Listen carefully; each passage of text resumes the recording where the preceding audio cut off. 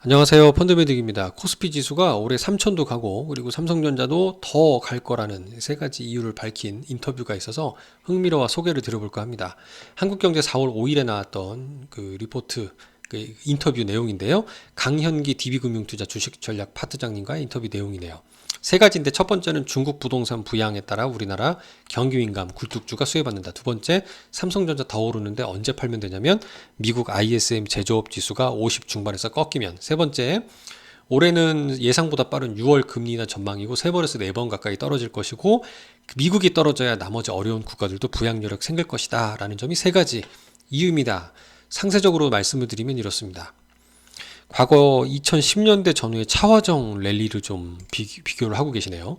그때 중국이 가파른 성장했다는 수혜가 큰 경기민감주 랠리를 좀 기억해보면 좋다라고 하고 계신데, 중국이 너무 안 좋았기 때문에 중국이 지금 많이 부양책이 나오고 있잖아요.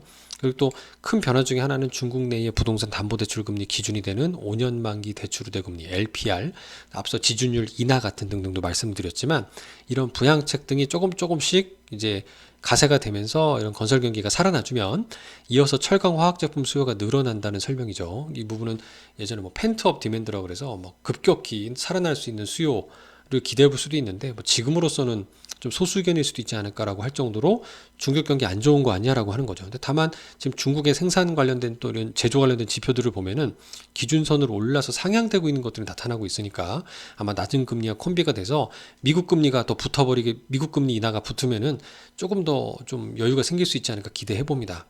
두 번째로는 이제 중국 소비 관련주가 뽑히는 거고요. 일단 중국은 가장 비싼 재화인 집에 대한 니즈가 강하니까 집을 사고 나서, 그러니까 집을 살 수 있는 여력이 회복이 되면은 이어서 자동차라든가 가전제품 사겠죠. 이구환신 같은 오래된 가전제품들 교체했을 때 이제 보조금 주는 정책들이 더 가세가 될 예정입니다. 두 번째입니다. 반도체, 우리나라 반도체 삼성과 하이닉스, 제가 빅2 테마로 앞서도 말씀드린 내용, 이것들은 미국의 AI가 꺾이지 않는 한 현재도 그렇지만 그동안 그렇듯이 꼿꼿하게 상승하고 있고, 다만 이제 이게 언제 꺾이냐라고 봤을 때 이분은 미국의 ISM 제조업 지수가 40 중반인 이하에서 사서 50 중반에 오르면 판다라고 했을 때 상당히 좀 확률이 높다라고 보는데요. 지금 얼마냐? 가장 최근 3월 달에 발표된 지수 기준으로 50.8이니까 기준선을 갓 넘은 거거든요. 그러니까 50 중반까지는 아직 넘었다. 그러니까 더 간다라는 게 두 번째 결론입니다. 마지막 세 번째고요. 세 번째는 금리 하락 사이클에 대한 얘기입니다. 페드가 기준금리 인하 할 거다. 지금 보험성이다라고 얘기는 하고 있지만, 이제 일단 미국이 홀로 경기가 좋은 상황에서 어쨌든 미국이 내려줘야 미국보다 어려운 나머지 다수의 국가들이 좀 부양에 나설 수 있는 거 아니냐라는 전망입니다. 그런데 다만 이제 하나 변수가, 최근 이제 페드 위원들이 생각보다 물가 안정을 확신하지 못하고 있고요.